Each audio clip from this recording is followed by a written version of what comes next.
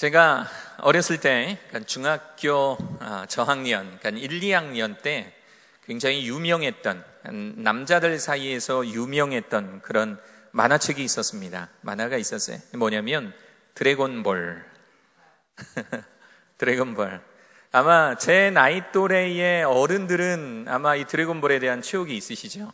그러니까 제 나이 또래라고 하면 지금 20대 후반을 살아가고 계신 분들은 아마 저와 같은 그런 추억이 있을 걸로 생각이 듭니다. 이 드래곤볼, 오늘 말씀을 묵상을 하다가 괜히 이 드래곤볼이 생각이 났어요. 왜냐면 이 드래곤볼에 보면 여러 가지 캐릭터 중에 칠성구라는 게 있습니다. 칠성구. 저렇게 별 하나부터 7개까지. 탁구공이 아니에요. 탁구공은 별 3개가 이렇게 박혀 있죠? 그게 아니고 별 7개가 박혀 있는 구슬이에요. 근데 저게 평상시에는 전 세계로 흩어져서 돌멩이 모양을 하고 있습니다. 이제 요걸 찾아다니는 거예요. 그래서 저 7개를 딱 모으면 이제 신용, 용신이라는 애가 나타나요. 이제 용이 휙 하고 나타나서 소원을 말해봐. 그래서 이렇게 이야기를 하는 겁니다. 소원을 말해봐. 소원을 말해봐라. 그러면 거기서 이제 소원을 말하는 거예요. 이제 드래곤볼도 여러 시리즈가 있기 때문에 이제 그때마다 저 칠성구를 다 모으는 그 캐릭터가 다 다릅니다. 그래서 어떤 애는 이런 소원 들어달라 그러고 어떤 애들은 저런 소원 들어달라 그러고, 그래서 자기가 이 칠성구를 구하다가 또는 적들과 싸우다가 죽은 내 동료들을 살려달라고 하고, 또 때로는 악인들의 손에 들어가서 악한 사람들을 모두 살려내라 그래서 완전히 세상이 엉망진창이 되는, 그래서 또 속편을 기대하게 만드는 그런 만화책이 저 드래곤볼입니다. 다분히 뉴에이지적인, 그런데 그때는 그런 것도 모르고 그냥 저런 만화를 보면서 공상에 항상 이렇게 빠져 있었던 그런 기억이 납니다. 오늘 여러분들과 함께 저 드래곤볼에 대해서 이야기하는 이유가 뭐냐면, 만약에 제가 저 생각을 한번 해봤거든요. 내가 만약에 칠성구를 딱 모았을 때 내가 만약에 내 앞에 칠성구를 딱 모아서 갑자기 용이 딱 나타나서 소녀시대도 아니고 소원을 말해봐 라고 이야기를 한다면, 내가 그 앞에서 어떤 소원을 빌까? 어떤 소원을 빌까? 생각을 한번 떠올려 보니까 좀 창피한 기억이 떠올라요. 창피한 기억이. 그때가 중학생이라고 하지 않았습니까? 중학교 다닐 때에 제 꿈이 있었어요. 그게 뭐냐면, 갖고 싶은 게 있었는데 그게 뭐냐면 나이키 농구화하고요, 나이키 농구공이었습니다. 나이키 농구공. 그때 당시 아직도 머릿속에 기억이 납니다. 어머님께서 하루에 500원 내지 1000원의 용돈을 주셨는데 그걸 모으면 언제 정도 저걸 살 수 있을까 고민해 봤던 적이 있어요. 농구공이 한 15,000원 정도였어요. 나이키가 이렇게 그려져 있는 가죽으로 되어 있는 농구공이. 그리고 농구화는 좀 비쌌어요. 그때는 지금이나 비싸서 그때 돈으로도 한 7만 원, 한 10만 원 정도 되는 그 나이키 농구화를 사려면, 에어조단을 사려면 그만한 돈을 지불해야 했던 그런 기억이 납니다. 그래서 속으로 그런 생각을 해본 거예요. 만약에 칠성구가 내 앞에 딱 모여져서 용이 딱 나타나서 손을 말해봐라 그러면 농구공과 농구화를 사주세요 라고 대답할 뻔했어요. 그때 당시 7학년, 그때 당시 중학교 1, 2학년 때, 그러니까 지금 앞에 앉아있는 여러분들만 할 때 제가 그 정도의 사고 능력밖에 없었던 겁니다. 만약에 누군가가 내 소원을 들어준다 그러면 저는 그냥 단순히 내가 갖고 싶었던 농구화나 농구공이 내 인생의 전부인 것처럼 생각했던, 그때를 살았던 제 아주 어두웠던 또 마냥 귀여웠던 저의 모습이 갑자기 오늘의 말씀을 묵상하면서 생각이 났습니다. 오늘의 말씀의 내용이 바로 이와 비슷한 내용입니다. 오늘의 말씀의 내용의 주인공은 솔로몬 왕입니다. 이스라엘의 3번째 왕 솔로몬. 그의 아버지는 다윗입니다. 하나님께서 가장 이뻐라 하셨던, 이스라엘의 가장 흥했던, 부흥했던 시대의 왕, 바로 다윗입니다. 그런데 이 솔로몬의 어머니는 조금 고개를 갸웃거리게 되는 그런 여인입니다. 누구냐면 우리아의 아내 밧세바. 성경에 보면 다윗이 성적으로 범죄했을 때의 모습이 아주 매우 자세하게 드러나 있죠. 다윗이 성을 거닐다가 성 안에서 목욕하고 있는 한 여인의 모습을 봅니다. 어떻게 목욕을 보이는 데서 했는지 그게 좀 의문이기는 합니다만 하여튼 봤어요. 그리고 보고 그 여자를 취하기 위해서 그의 남편을 전장 최전방에 보내서 죽게 합니다. 이 살인 교사죠, 이것은. 그래서 그렇게 억지로 얻게 된 아내, 우리아의 아내 밧세바. 그의 사이에서 난 두 번째 아들이 바로 이 솔로몬입니다. 한번 생각해 보세요. 이스라엘은 전통적으로 우리나라만큼이나 장자를 계승하는 민족입니다. 그래서 왕이 계승, 왕이 우선순위를 본다면 서자 출신의 솔로몬이 왕이 될 수 있는 확률은 굉장히 적어요. 굉장히 적어요. 실제로 이 다윗 왕의 이 시대가 하도 흥하니까 그 밑에 있던 이제 왕자들이 때로는 반란을 일으키기도 합니다. 성경에 보면 자세히 나와 있죠. 반란을 일으키기도 해요. 그래서 많은 왕자들이 자신들이 왕이 되려고 그냥 나우성치는 그 와중에 서자 출신인 이 솔로몬이 왕이 된 거예요. 오늘의 이야기는 바로 이 솔로몬이 왕이 됐을 때의 첫 이야기입니다. 솔로몬 하면 아마도요, 여러분 지혜의 왕, 이 슬기로운 왕으로 기억하고 있을 거예요. 그도 그럴 것이 얼마 전에 아이 책상 의자를 좀 사주려고 가구점을 갔더니 솔로몬 가구 이런 것도 있더라고요. 보통 스마트 가구, 아카데미 이런 것도 있는데 솔로몬 가구 이런 것도 있더라고요. 그만큼 이 책상에서 공부하면 솔로몬처럼 지혜로워져라 아마 그런 뜻이 있을까요? 솔로몬의 선택 이런 프로그램도 있고요. 솔로몬이라고 하면 지혜 또는 슬기로운 아마 이런 것으로 이해하고 있을지 모르겠지만 그것은 솔로몬이 이스라엘의 왕이 되고 난 다음에 초기에 있었던 일입니다. 초기에. 이 솔로몬의 역사를 보면은요, 솔로몬이 했던 일을 보면 솔로몬 초기엔 잘했어요. 아버지 다윗이 짓다가 다 못 지은 하나님의 성전을 아주 멋진 그분 보화로 하나님께 아주 멋진 성전을 만들어냈던 사람이 이 솔로몬입니다. 그리고 오늘의 이야기를 포함해서 정말 하나님 마음에 쏙 들었던 사람이 솔로몬인데, 그런데 하나님 바람과는 다르게 이제 나라를 지키기 위해서 그는 어쩔 수 없었다라고 이야기하겠지만 이제 국경을 접하고 있는 이 접경 지역의 나라들과 이제 피가 섞이게 되고 하는 이런 과정을 통하여서 후에는 이스라엘이 두 나라로 갈라지게 된 빌미를 제공했던 왕이 바로 이 솔로몬입니다. 그래서 솔로몬에 대한 평가는 굉장히 많아요. 저도요, 만약에 제가 나중에 천국 가면 제일 먼저 찾고 싶은 사람이 사실은 솔로몬입니다. 솔로몬 왕 계세요? 솔로몬 천국 오셨습니까? 확인해 보고 싶은 사람이 바로 이 솔로몬입니다. 오늘의 이야기는요, 솔로몬이 처음 왕이 됐을 때의 이야기입니다. 솔로몬이 처음 왕이 됐을 때. 자, 오늘의 본문을 한번 설명드려 볼게요. 솔로몬이 기브온 산당에서 1000번제를 드리는 이야기로부터 오늘의 말씀이 시작이 됩니다. 솔로몬이 왕이 되고 난 다음에 하나님께 멋지게 제사를 드리고 싶은데, 그때는 성전이 없어서 멋지게 제사를 드리고 싶은데, 이 제사를 드리는 여러 장소 중에서 자신들의 신하들과 자신들이 이제 식솔들을 데리고 모두 함께 가서 제사를 드릴 수 있는 곳, 큰 제단이 있는 곳을 찾아보니까 기브온이라고 하는 곳이 있는 거예요. 그래서 그 기브온에 가서 무려 1000번제를 드립니다. 1000번제.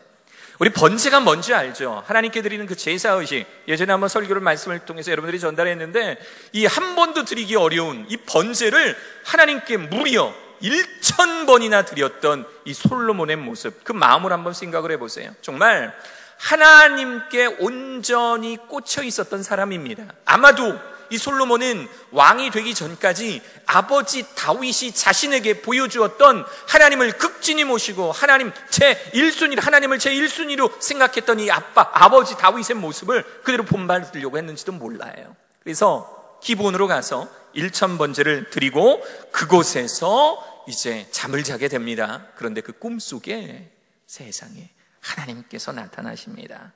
나타나셔서 뭐라고 이야기하시냐면요, 5절을 한번 볼게요. 5절. 기브온에서 밤에 여호와께서 솔로몬의 꿈에 나타나시사 하나님이 이르시되 내가 네게 무엇을 줄고 너는 구하라. 이거 대박 사건 아닙니까? 하나님께서 짠 하고 나타나시더니 지금 뭐라고 말씀하시냐면, 너는 내게 구하라. 너는 무엇인지 내게 한번 구해봐라. 하나님께서 지금 이렇게 이야기하고 계신 거예요. 꿈속에 나타나셔서. 네. 우리 저기 스피커 밑에 있는 친구는 계속 졸고 있는 것 같아요. 네. 꿈속에서 나타나셔서 너는 내게 구하라. 이렇게 설명하셨다고요. 우리 그 친구는 예배 끝나고 목사님 잠깐 보세요. 네. 아까 한번 지적했는데, 목사님 한번 보러 오세요. 너는 내게 무엇을 줄고 너는 구하라. 정말 이건 솔로몬 인생에서 굉장히 큰 사건입니다. 하나님께서 내가 너에게 무엇을 해줄까? 여러분들이 이런 상상 해보셨습니까?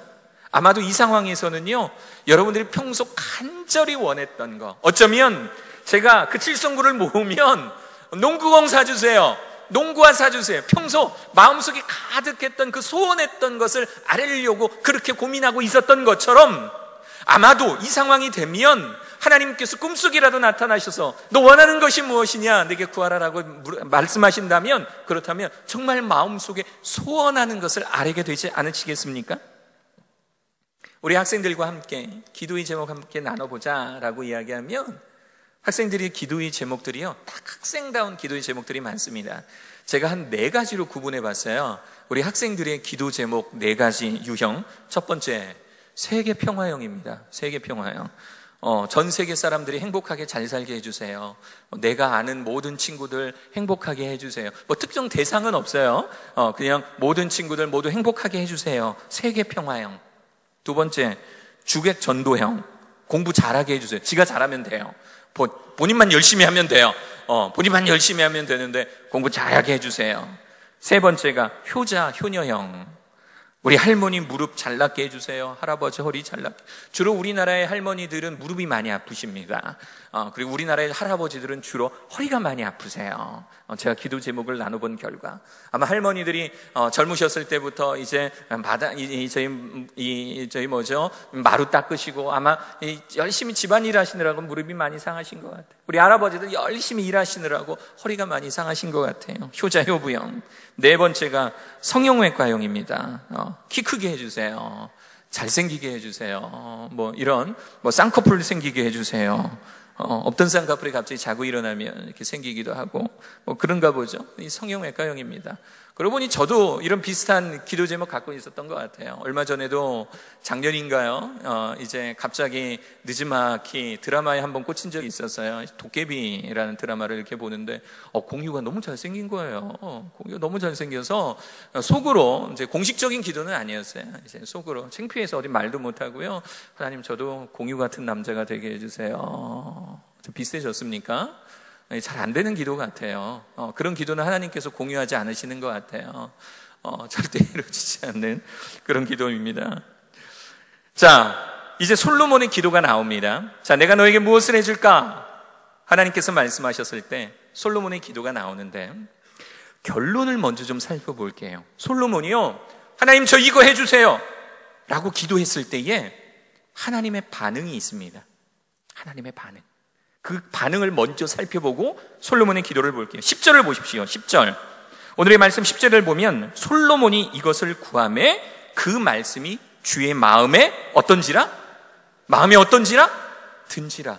솔로몬이 어떤 기도를 했는데 그 솔로몬의 기도가 하나님의 마음에 든 거예요. 와, 이야, 괜찮은데? 야, 너 기도 참 잘한다. 너 기도 참 멋지다. 하나님께서요, 솔로몬의 기도에 감동받고 계신 거예요. 도대체 이 솔로몬은 어떤 기도를 했기에, 도대체 솔로몬은 어떤 기도를 했기에 하나님께서 그 기도가 마음에 들어 하실까요? 저는 오늘 여러분들과 이것을 한번 살펴보기를 원하는 거예요. 도대체 솔로몬이 어떤 기도를 했기에 하나님께서 그 기도가 마음에 쏙 드셨을까? 도대체 어떤 기도가 하나님의 마음을 움직이셨을까? 첫 번째, 솔로몬의 기도에는요, 감사함이 들어가 있었습니다. 감사함의 기도. 6절 제가 읽을게요. 솔로몬이 이르되 주의 종 내 아버지 다윗이 성실과 공의와 정직한 마음으로 주와 함께 주 앞에서 행함으로 주께서 그에게 큰 은혜를 베푸시고 주께서 또 그를 위하여 이 큰 은혜를 항상 주사 오늘과 같이 그의 자리에 앉을 아들을 그에게 주셨나이다. 자신의 아버지 다윗이 잘된 것은요, 아버지가 잘한 것이 아니라 모두 다 하나님의 크신 은혜라는 거, 이거 솔로몬은 알고 있었던 거예요. 우리 집안이 잘나서가 아니라, 우리 아버지가 잘나서, 그 누구가 잘나서가 아니라 이것은 모두 하나님의 큰 은혜입니다. 감사함이 기도 속에 들어가 있는 거예요. 그 은혜가 있기에 지금 자신도 여기까지 왔음을 고백하는 것. 하나님께서 그 큰 은혜로 우리 아버지를 보살펴 주시지 않으셨다면, 하나님께서 그 큰 은혜로 우리 나라를 보살피지 않으셨다면, 그래서 만약에 보살피지 않아서 우리나라가 없고 우리 아버지가 안 계셨다면 나도 이 자리에 없었을 텐데, 하나님 감사합니다. 그 크신 은혜, 그 크신 은혜가 있었기에 제가 오늘 이 자리에 있습니다. 감사함이 그의 기도 속에 들어가 있는 거예요. 사랑하는 여러분, 기도를 통하여서 하나님의 마음을 움직이려고 여러분 작정하신다면 그 안에 감사함이 빠지고서는 이룰 수가 없습니다. 감사함이 없이는. 다시 설명할게요. 여러분들의 기도 중에 그 기도가 하나님의 마음을 움직여서 그 기도를 통해서 하나님의 역사를 경험하고 싶다면 여러분들 이 기도 속에 감사함이 없다면 불가능합니다. 마태복음 14장 19절에 보면은요, 우리가 잘 알고 있는 오병이어의 기적이 나옵니다. 오병이어, 떡 5개와 물고기 2마리로 무려 5,000명을 먹이신 엄청난 예수 그리스도의 기적의 사건입니다. 이 기적의 사건에 보면 우리가 주목해야 될 단어가 하나 있어요. 이 엄청난 기도 속에 주목해야 될 단어, 마태복음 14장 19절, 무리를 명하여 잔디 위에 앉히시고 떡 5개와 물고기 2마리를 가지사 하늘을 우러러 뭐 하시고 축사하시고 떡을 떼어 제자들에게 주시매 제자들이 무리에게 주니. 그리고 이제 오병이어 이제 그 물고기 2마리와 보리떡 5개로 5,000명을 먹이시고 남은 광주리가 12광주리, 이제 이런 이야기가 쭉 나옵니다. 그런데 그 중에 예수 그리스도께서 물고기 2마리와 보리떡 5개를 가지고 하늘을 우러러 보시면서 하셨던 바로 이 행동, 축사의 뜻은 크게 2가지가 있습니다. 우리가 흔히 알고 있는 blessing이라는 그런 뜻이 있어요. 축복하는 겁니다. 이 물고기 2마리와 보리떡 5개를 가지고 이제 축복하는 겁니다. 이 축복의 의미가 있고, 이 축사라는 말의 헬라어 원어를 보면 에울로게센이라는 단어예요. 에울로게센. 이 에울로게센이라는 단어를 보면 그 안에 감사하다, thanksgiving이라는 그 뜻이 담겨져 있어요. 감사함으로 하나님께 기도하다. 5,000명을 무리를 앞에 두고 예수님 손 안에 들어있는 것은 물고기 2마리와 보리떡 5개예요. 이거 가지고 어떻게 감사할 수 있습니까? 그런데 예수님은 알고 계셨던 거예요. 지금 이 물고기 2마리와 보리떡 5개로 인하여서 앞으로 몇 시간 동안 펼쳐질 이 일들을 통하여서 2000년 뒤에도 많은 사람들이 이 일을 회자하며 하나님께 영광 돌리게 될 것이라는 것을, 2018년 6월의 어느 날에 어느 학교에 모인 많은 학생들과 많은 성도들이 이 이야기를 꺼내며 묵상하며 이야기하며 하나님 앞에 감사함으로 하나님께 영광 돌리게 될 것이라는 사실을 예수님 알고 계셨다라는 거예요. 그래서 축사, 감사 기도하시고, 예수님의 이 감사가 전제된 이 기도가 오병이어의 기적을 만들어 내었습니다. 할렐루야, 할렐루야. 첫 번째는 감사함이었어요. 두 번째는 뭐였냐면요, 겸손함의 기도입니다. 7절 제가 읽을게요. 나의 하나님 여호와여, 주께서 종으로 종의 아버지 다윗을 대신하여 왕이 되게 하셨사오니 종은 무슨 아이라? 작은 아이라. 종은 무슨 아이라? 작은 아이라. 출입할 줄을 알지 못하고. 자신의 부족함을 알고 있는 거예요, 솔로몬은.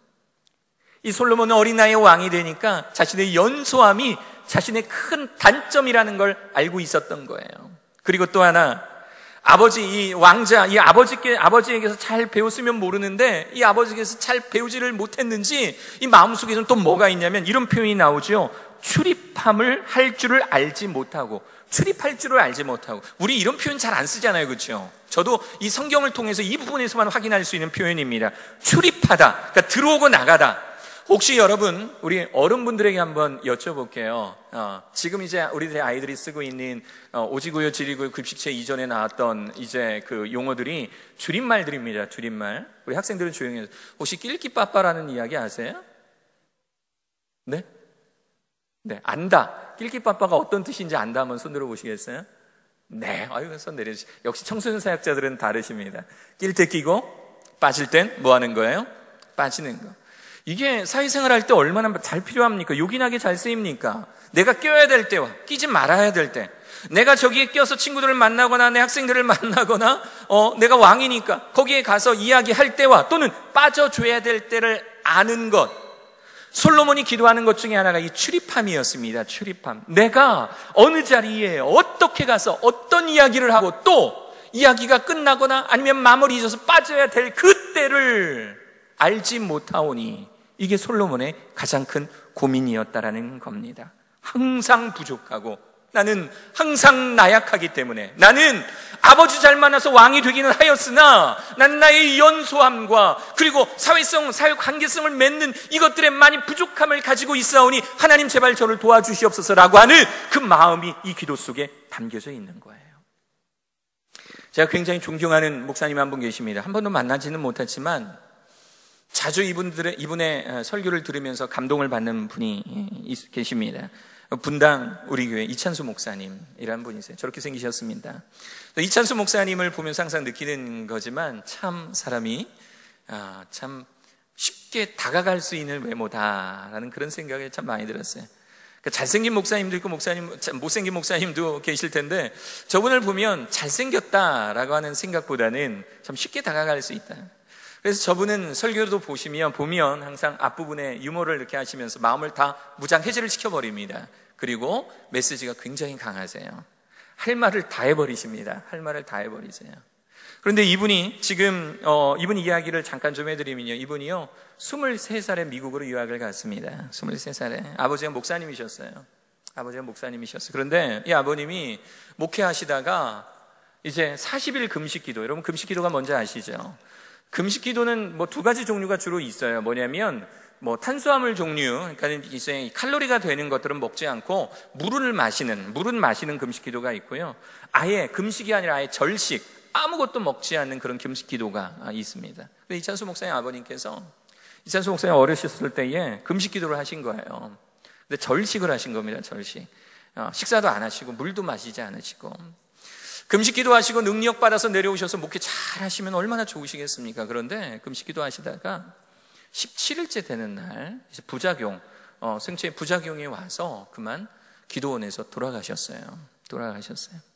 그러니까는 이제 밑에서 집에서 이제 아버지 내려오시기를 기다렸던 이 자식들과 이 사모님은 싸늘하게 식은 이 남편 목사님, 아버지 목사님의 시신을 가지고 내려와야 했던 그런 아주 어려움이 있었던 그런 분입니다. 이분이 미국에 가서 얼마나 우울증에 시달렸는지는 몰라요.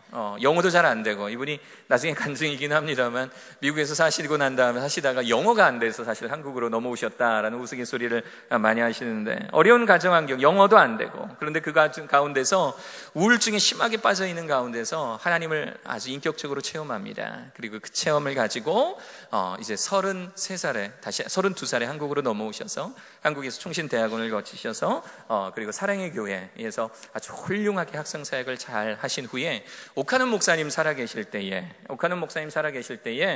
이제 분당 우리 교회를 개척을 하신 거예요. 교인 30명을 데리고. 근데 이 교회가요 지금 어떻게 변한지 아십니까? 지금 이 교회가요 아마 우리 학교 학생들 중에서 분당 우리 교회 출신이 있을 것 같아요.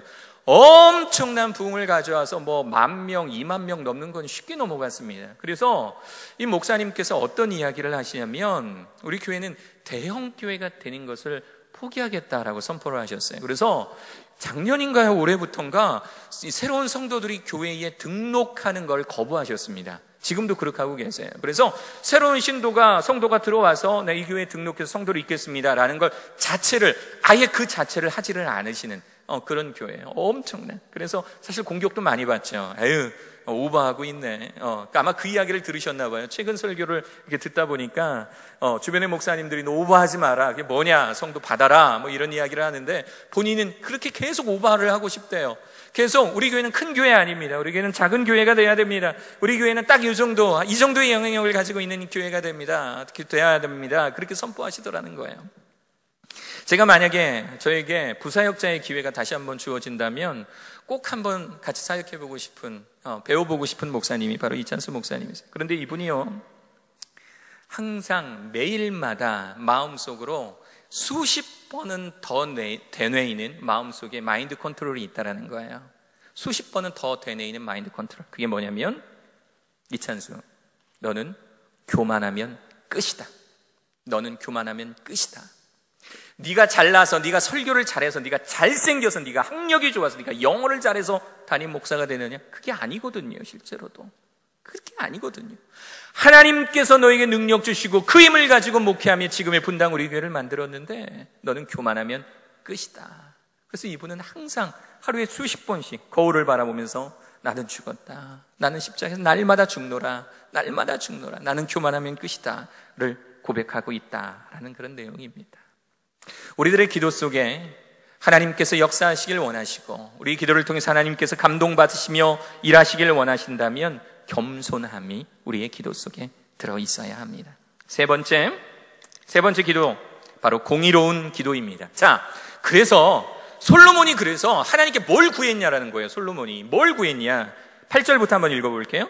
주께서 택하신 백성 가운데 있나이다. 그들은 큰 백성이라. 이스라엘 백성이 좀 많겠습니까? 엄청난 백성이 있는데 수요가 많아서 셀 수도 없고 기록할 수도 없사오니 누가 주의 이 많은 백성을 재판할 수 있사오리까? 이때 당시에는 왕이요, 행정, 입법, 사법을 다 통솔하고 있었어요. 그래서 심지어 재판까지 하는, 그래서 우리가 알고 있는 솔로몬의 재판이 왕 앞에서 가능했던 이유가 바로 그겁니다.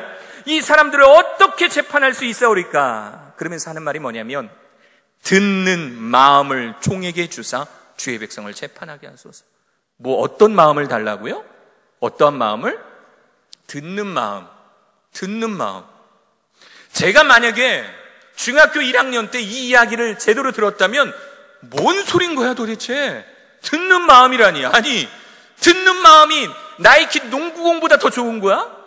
듣는 마음이 나이키 농구화보다 더 좋은 거야? 이렇게 정말 아주 좋은 기회에 하나님께서 뭔가를 들어주시려고 아주 몸을 움츠리시면서 너 나한테 한번 말해봐라. 내가 너한테 뭘 들어줄까라고 하는 이 찰나에 세상에 듣는 마음이 웬 말이냐? 이런 기도 쉽지 않습니다. 잘생기게 해주세요. 공부 잘하게 해주세요. 부자가 되게 해주세요. 이런 기도는 쉬워요. 그런데 듣는 마음을 주시옵소서. 이런 기도는 쉽지 않습니다. 왜 솔로몬이 이런 기도를 했을까? 그것은 바로 솔로몬은 알고 있었던 거예요.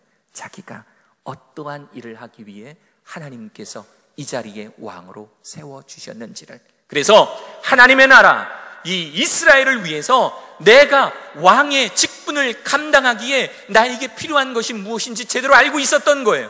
하나님의 나라가 공의로 다스려지기 위하여서, 하나님의 나라가 하나님의 뜻대로 다스려지기 위하여서 자신에게 필요한 것이 무엇인지 제대로 알고 있었던 거예요. 그래서 하나님 돈을 주십시오라고도 부탁할 수도 있을 때고, 하나님 저의 원수들을 모두 없애주시옵소서, 저를 영화롭게 하옵소서, 저에게 후궁 3,000명 정도를 주시옵소서, 이런 기도를 드릴 수 있었음에도 불구하고 솔로몬이 정작 드렸던 기도는 뭐냐면, 주님 저에게 백성의 말을 듣는 마음을 주시옵소서, 백성의 마음을 듣는 그 마음을 주시옵소서.